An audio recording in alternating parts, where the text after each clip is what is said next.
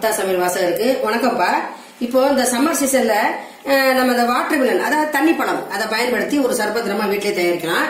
அது பாருங்க, நம்மளுக்கு தேவையான பொருள் வாட்டர் மிலன். பாருங்க, நன்னாரி சர்பத்து, இது கடைகள் எல்லாமே கிடைக்குது. இந்த மாதிரி ஒரு பாட்டில் வாங்கி வச்சுங்க. கோடை காலம் போற வரைக்கும் நம்மளுக்கு ரொம்ப யூஸ் ஆகும். இதை பயன்படுத்தி நம்ம என்ன செய்ய போறோம்னா ஒரு ஜூஸ் தயாரிக்க போறோம், வாட்டர் மிலன் சர்பத். இதுக்கு என்னன்னா, இந்த பாருங்க, இந்த பழத்தை இந்த சின்ன கரண்டியை வச்சுக்கிட்டு இது கேக்க வெட்டிடலாம். ரொம்ப கஷ்டப்பட வேண்டியதே இல்லை.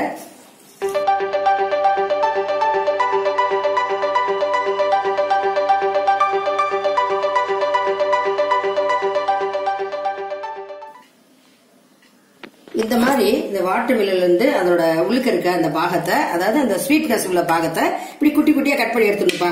விதைகள் இருந்துச்சு நாங்க ரிமூவ் பண்ணிருங்க. பெரியவங்க எல்லாம் நம்ம சாப்பிடும் போது துப்பிடுவோம், குழந்தைகளுக்கு தெரியாது.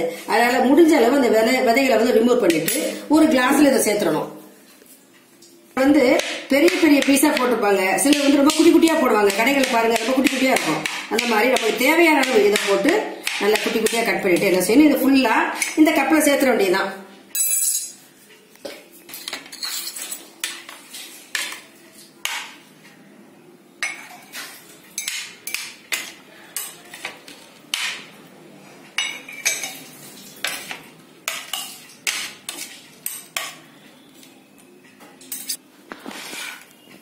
இப்போ வாட்டர் மிலனை கட் பண்ணி போட்டாச்சு.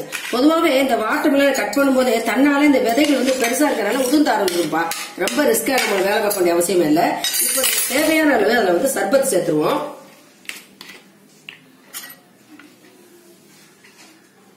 ஒரு கப்புங்கும் போது கிட்டத்தட்ட ஒரு அரை கரண்டி இந்த அளவு சேர்த்தோம்னா நல்லா ஸ்வீட் இருக்கும்.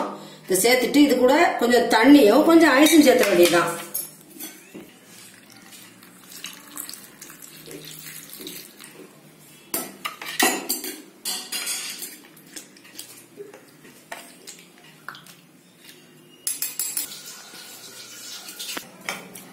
இப்போ நம்மளுக்கு வாட்டர் மிலன் ஜூஸ் ரெடி ஆயிடுச்சு.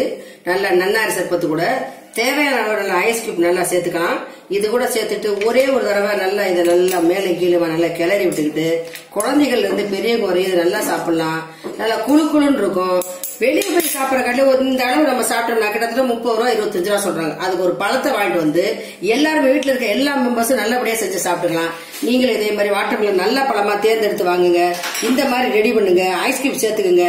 எல்லாருமே இந்த கோடை காலத்துக்கு குளிர்ச்சியான பொருளை சேர்த்து உடம்பு குஷ்டத்தை குறைச்சிருங்க. செஞ்சு பாருங்க, மத்தவங்களுக்கு ஷேர் பண்ணுங்க. மறக்காம அப்பதா சேனலுக்கு சப்ஸ்கிரைப் பண்ணிருங்கப்பா.